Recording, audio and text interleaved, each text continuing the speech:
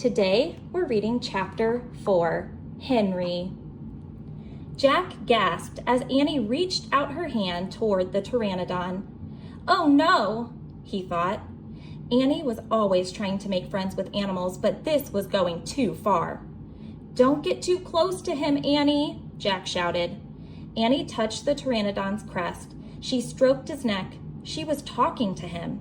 What in the world is she saying? Jack wondered. He took a deep breath. Okay, he would go down too. It would be good to examine a pteranodon. He could take notes like a scientist. Jack started down the rope ladder. When he reached the ground, he was only a few feet away from the creature. The pteranodon stared at Jack. His eyes were bright and alert. He's soft, Jack, said Annie. He feels like Henry. Jack snorted. He's no dog, Annie. Feel him, Jack, said Annie. Jack didn't move. Don't think, Jack, just do it, Annie said. Jack stepped forward. He reached out very cautiously. He brushed his hand down the creature's neck.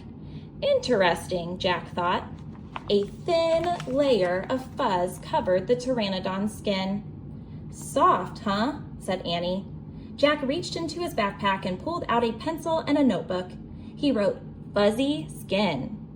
What are you doing? Asked Annie. Taking notes, said Jack.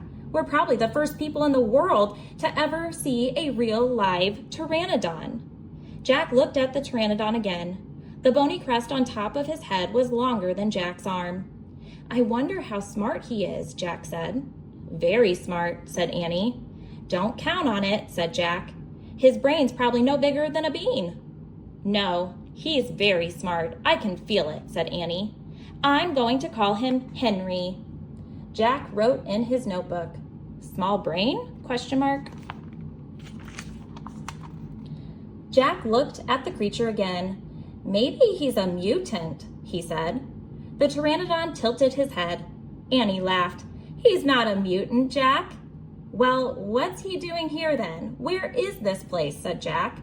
Annie leaned close to the pteranodon. Do you know where we are, Henry? She asked softly.